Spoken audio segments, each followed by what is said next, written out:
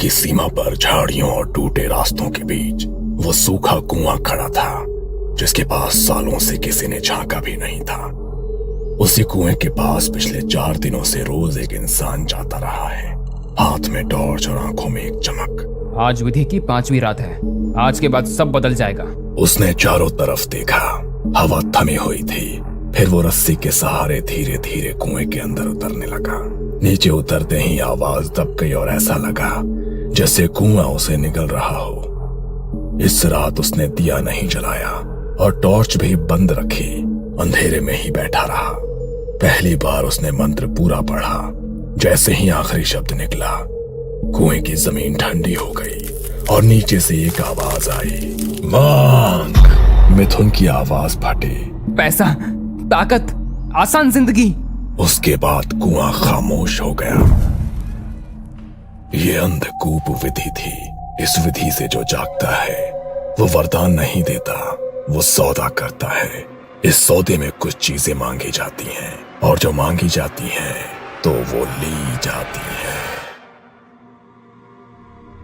मिथुन और राजन बचपन से साथ पढ़े थे। राजन किताबों में डूबा रहता, मिथुन खिड़की से बाहर झांकता। परीक्षा में मिथुन नए नए तरीके से कॉपी करता। मिथुन, हर बार नकल से पास नहीं होगा। अरे यार, दिमाग का सही उपयोग शॉर्टकट निकालना है। समय बीतता गया। राजन की सरकारी नौकरी लगी, शादी हो गई, जिंदगी सधी हुई सी हो गई। मिथुन कभी नौकरी करता, कभी छोड़ देता। नौकरी गुलामी है, जुगाड़ से पैसे कमाने में मजा है। धीरे धीरे मिथुन शराब पीने लगा, पैसे उड़ाने लगा, कभी माँ से, रिश्तेदारों से तो कभी दोस्तों से। एक दिन अचानक उसकी माँ गुजर गई। रिश्तेदारों ने भी मुंह फेर लिया, दोस्त भी दूर हो गए, सिर्फ राजन बचा। राजन हर बार उसे पैसे देता, कभी सवाल नहीं करता। एक दिन राजन खुद मिथुन के घर आया। सच बता, ये पैसे कहाँ जाते हैं? मिथुन मुस्कुराया। अंधकूप क्रिया कर रहा हूँ। राजन चौंक गया। ये सब ढोंग है मिथुन। अखबार में कहानियां छपी हैं, लोग अमीर हो गए हैं इस क्रिया से। राजन कुछ देर तक मिथुन को देखता रहा और गहरी सांस ली। तू आज भी नहीं बदला रे, बचपन से तू ऐसा ही है, बस हर चीज का जुगाड़ ढूंढता रहता है। मिथुन जोर से हंस पड़ा। वो हंसी थोड़ी ज्यादा तेज थी, जैसे वो राजन को नहीं, खुद को यकीन दिला रहा हो। अरे राजन बाबू, जो बदल जाए वो इंसान ही कैसा। मैं तो बस हमेशा आसान रास्ता निकाल लेता हूँ। अरे छोड़ ये सब, तूने कुछ बनाया तो नहीं होगा? चल मैं तुझे खाना खिलाता हूँ। दोनों घर से निकले, पास के पुराने होटल में जाकर बैठे। खाना आते आते बातें अपने आप पीछे चली गई। स्कूल के दिन, वो सपने जो तब बहुत आसान लगते थे। खाना खत्म होते होते मिथुन फिर उसी विषय पर लौट आया। राजन, ये अंधकूप क्रिया कोई नई चीज नहीं है, ये सदियों पुरानी विधि है। फिर वही? अरे सुन तो सही, ये क्रिया सूखे कुएं में की जाती है, बस 5 दिन और इंसान की सारी इच्छाएं पूरी। राजन चुपचाप सुनता रहा। कुछ ही दिनों में सब ठीक हो जाता है। पैसों की दिक्कत, काम की टेंशन, सब खत्म। एक बार ये क्रिया कर ली ना, फिर मैं तुझे पार्टी दूंगा और अपनी गाड़ी में घुमाऊंगा। राजन ने भौहें चढ़ाई। तुझे ये सब किसने बताया? मिथुन ने जेब से अखबार का एक पुराना पन्ना निकाला। मैंने जेल के न्यूज़पेपर में पढ़ा, कई लोगों की कहानियां छपी हैं, सब अमीर हो गए, सबकी किस्मत बदल गई। मैं रोज अखबार लेता हूँ, उसमें पूरी विधि भी छपी है, बहुत आसान है। हर बार की तरह इस बार भी तूने कोई नया टोटका निकाल लिया है। तू कभी नहीं सुधरेगा रे मिथुन। मिथुन ने कुछ नहीं कहा, बस मुस्कुराता रहा। कुछ देर बाद दोनों होटल से निकले और अपने अपने रास्ते चले गए। कुछ ही दिनों में मिथुन गांव की सीमा पर उस सूखे कुएं के पास जाने लगा। उसने झाड़ियां काटी, मलबा हटाया, पीठ पर झोला और हाथ में टॉर्च। यहाँ वहां देखता हुआ वो धीरे धीरे कुएं के अंदर उतरने लगा।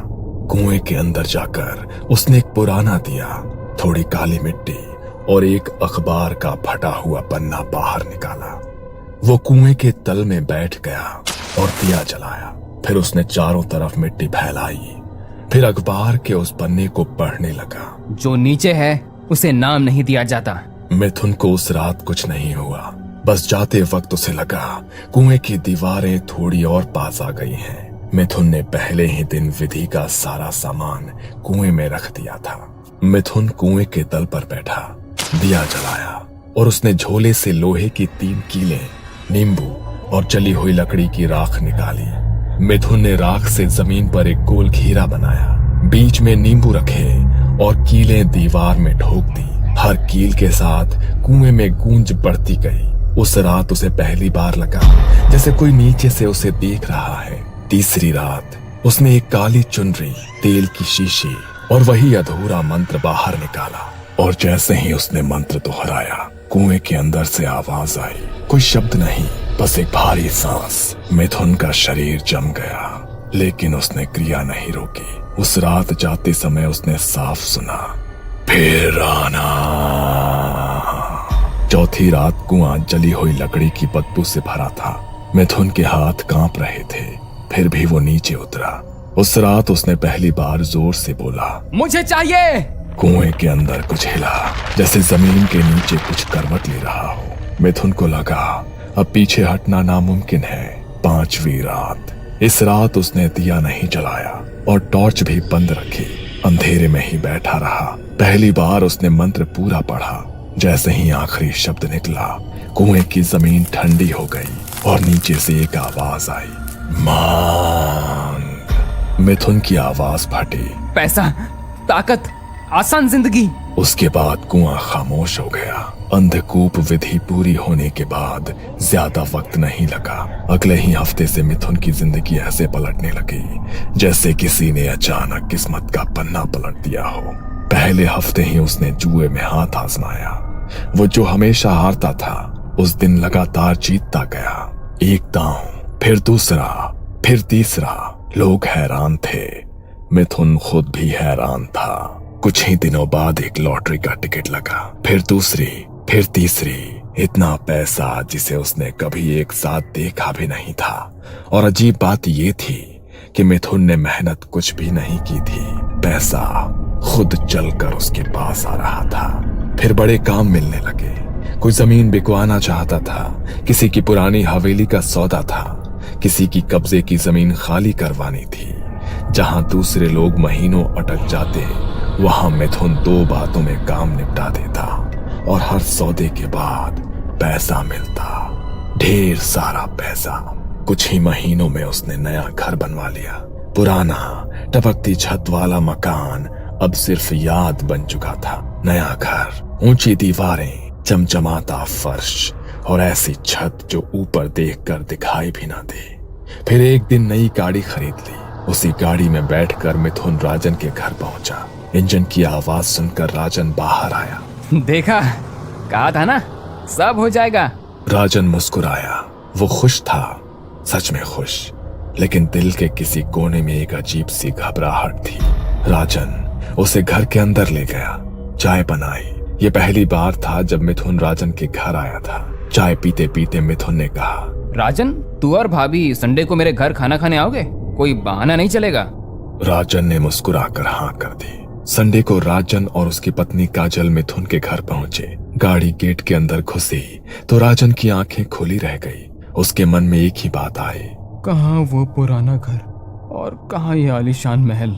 घर में कदम रखते ही नौकरों ने खातिरदारी शुरू कर दी। पानी, शरबत, फल, हर चीज बिना पूछे सामने। तभी मिथुन कमरे से बाहर आया। राजन उसके लिए मिठाइयों का डब्बा लाया था। अरे ये सब लाने की क्या जरूरत थी, तू तो मेरा भाई है। मिथुन ने नौकरों को हुक्म दिया, राजन और भाभी को जो चाहे वो खिलाओ, किसी भी चीज की कमी नहीं होनी चाहिए। थोड़ी देर में ढेर सारी डिशेस आ गई। तीनों मजे से खाना खाने लगे। हंसी, पुरानी बातें और सुकून। पर राजन के मन में एक सवाल अब भी अटका था। मिथुन, ये सब कैसे हुआ? वो क्रिया? मिथुन ने खाना रखते हुए कहा, उसी की वजह से तो सब हुआ। मैंने कहा था ना, एक बार वो क्रिया कर लूं तो सब सही हो जाएगा। फिर हंसकर बोला, देख, आज पार्टी भी मिल रही है। खाना खत्म हुआ। मिथुन ने खुद राजन और काजल को गाड़ी में बैठाकर उनके घर छोड़ा। राजन गाड़ी में बैठकर पीछे मुड़कर उस आलीशान घर को देखता रहा। उसके चेहरे पर मुस्कान थी, लेकिन दिल में एक अजीब सी बेचैनी, क्योंकि जिस तरक्की में मेहनत ना हो, उसमें अक्सर कोई और कीमत चुकानी पड़ती है। और मिथुन वो कीमत अभी जानता नहीं था। कुछ महीनों तक सब कुछ ठीक चलता रहा। मिथुन ने सोचना ही छोड़ दिया कि ये सब क्यों हो रहा है। लेकिन अंधकूप विधि के कुछ महीने बाद हवा बदलने लगी। सबसे पहले एक सौदे में गड़बड़ हुई। मिथुन ने एक पुरानी हवेली बिकवाई थी, कागज पूरे सही से देखे बिना। बाद में पता चला कि जमीन किसी और के नाम से दर्ज थी। असल मालिक ने हवेली के नए मालिक को धमकाया। हवेली के नए मालिक ने सारा इल्जाम सीधा मिथुन पर डाल दिया। हवेली के मालिक ने मिथुन का कॉलर पकड़ा। आखिरकार मिथुन को अपने ही पैसों से नुकसान भरना पड़ा। पहली बार उसके हाथ से पैसा पीछे की तरफ गया। फिर जुए में हार शुरू हो गई। जो हाथ कभी खाली नहीं जाता था, अब हर बार डूबने लगा। लॉटरी अब लगती ही नहीं थी। जमीन के सौदे आखिरी वक्त पर टूटने लगे। लोगों के फोन आने बंद हो गए। लोग उससे नजरें चुराने लगे। मिथुन को कुछ समझ नहीं आ रहा था। उसने वही किया जो वो हमेशा करता था, भागने की कोशिश। लेकिन इस बार किस्मत से नहीं, किसी और से रातें बदलने लगी। अब वो सुकून से सो नहीं पाता था। हर रात एक ही सपना, वो किसी अंधेरी गुफा में फंसा है। चारों तरफ नमी, सीलन और अंधेरा। वो बाहर निकलने की कोशिश करता, लेकिन रास्ता नहीं मिलता। सांस फूलने लगती, सीना पत्थर की तरह भारी। और तभी वो हड़बड़ाकर नींद से जाग जाता, पसीने से भीगा हुआ। कभी कभी उसे लगता कि घर में कोई है, कोई कोने में खड़ा उसे घूर रहा है और कुछ मांग रहा है। लेकिन क्या है वो नहीं समझ पाता। पैसे खत्म होने लगे। मिथुन ने अपनी गाड़ी बेच दी ताकि घर में चूल्हा जल सके। जिस गाड़ी में वो कभी शान से बैठता था, आज वही उसके हाथ से चली गई। और फिर एक रात उसे लगा जैसे कोई उसका गला दबा रहा है। सांस रुक नहीं रही थी, आंखें फटी हुई थी। वो बिस्तर पर छटपटाता रहा, लेकिन कमरे में कोई नहीं था। अगली सुबह वो टूट चुका था, डरा हुआ, खाली। उसे समझ आ गया था कि ये कुछ अजीब है। उसी दिन वो रोते हुए राजन के पास पहुंचा। राजन, मुझसे गलती हो गई, मुझे बचा ले। राजन ने पूरी बात सुनी, एक शब्द भी नहीं टोका। राजन ने अपनी पत्नी काजल से बात की। काजल के गांव में एक तांत्रिक बाबा थे, बाबा गोरखनाथ। राजन ने उन्हें मिथुन की कहानी बताई और मदद मांगी। 2 दिन बाद राजन बाबा गोरखनाथ को मिथुन के घर ले आया। बाबा ने घर में कदम रखते ही आसपास देखा, हवा सूंघी, आंखें बंद की। फिर मिथुन से बोले, तूने किस जगह से क्रिया की थी? मिथुन ने कांपते हाथों से गांव की सीमा के सूखे कुएं की तरफ इशारा किया। बाबा ने एक ही बात कही, वहां चलना होगा। अगली शाम दोनों सूखे कुएं के पास खड़े थे। हवा में सड़ी हुई मिट्टी और पुराने लोहे जैसी गंध थी। बाबा गोरखनाथ कुछ पल चुपचाप कुएं को देखते रहे। फिर उन्होंने आंखें बंद की और जमीन पर हाथ रख दिया। अचानक उनके चेहरे का रंग बदल गया। उन्होंने आंखें खोली और सीधे मिथुन की तरफ देखा। तूने अंधकूप विधि की है, लेकिन अधूरी समझ के साथ। मिथुन कांपने लगा। बाबा, सब कुछ अखबार में जैसा लिखा था वैसा ही किया था। बाबा ने धीमी आवाज में कहा, अखबारों में सच पूरा नहीं लिखा जाता बेटा। उन्होंने कुएं की तरफ इशारा किया। इस क्रिया से तूने एक शैतान को जगाया है, ऐसा शैतान जो बिना मांगे इच्छाएं पूरी करता है। राजन की सांस अटक गई। फिर ये सब क्यों हो रहा है बाबा? बाबा की आवाज और भारी हो गई। क्योंकि हर महीने में एक मुहूर्त आता है, अमावस्या का। उस रात शैतान को रक्त की बलि देनी होती है। मिथुन के पैर लड़खड़ा गए। बलि? ये बात मुझे किसी ने नहीं बताई। बाबा ने सीधे उसकी आंखों में देखा। तूने उसे जगाया और उसे भूखा छोड़ दिया। कल महालय अमावस्या की रात है। मिथुन की हालत और बिगड़ गई। बाबा, मैं अकेला नहीं जा सकता, आप भी साथ चलिए। बाबा ने थोड़ा सोचा, फिर जमीन पर कुछ रेखाएं बनाई, अपने शरीर पर राख लगाई और मंत्र जाप शुरू किया। कुछ देर बाद बाबा ने आंखें खोली। चलो, लेकिन याद रखना, सारी विधि तुम्हें अकेले ही करनी होगी। अमावस्या की रात मिथुन काला मुर्गा लेकर कुएं के अंदर उतरा। बाबा उसके पीछे उतरने लगे। कुएं के अंदर अब भी वही कोल निशान थे जो पहली विधि में बने थे। मिथुन ने सामान जमाया, दिया जलाया, वही मंत्र फिर से पढ़ने लगा। उसकी आवाज कांप रही थी। फिर उसने मुर्गे की गर्दन काट दी। रक्त जमीन पर गिरा। मुर्गा वहीं रख दिया। अचानक मुर्गा जमीन में धंस गया। रक्त पलक झपकते ही सूख गया। कुएं की जमीन कांपने लगी और दरारें पड़ने लगी। और फिर एक तेज खून की पिचकारी जमीन से उछली। मिथुन के शरीर पर खून के छींटे पड़े और उसी पल एक भारी खुरदरी आवाज चारों तरफ गूंज उठी। मैंने तुझे सब कुछ दिया, पर तू कभी मुझसे मिलने नहीं आया, कभी मेरी बलि नहीं दी। मिथुन जमीन पर गिर पड़ा। बाबा बचा लो मुझे। वो हाथ जोड़ने लगा। मैं हर अमावस्या आऊंगा, हर बार बलि दूंगा। जमीन और खुल गई। पिछली बलि का क्या, मैं महीनों से भूखा हूँ। अचानक काले हाथ जमीन से निकले। आज मैं खुद अपना हिस्सा लूंगा। मिथुन चीख भी नहीं पाया। जमीन ने उसे एक झटके में खींच लिया। कुआं फिर से शांत हो गया। कोई आवाज नहीं, कोई हलचल नहीं। बाबा गोरखनाथ चुपचाप बाहर निकले और राजन के पास गए। काली क्रियाओं का नियम है, अगर शैतान का अपमान हुआ तो वो अपना बदला खुद लेता है। राजन जानता था मिथुन की मौत का दोष किसी और पर नहीं है। उसने अधूरा ज्ञान लेकर अंधेरे से सौदा किया था।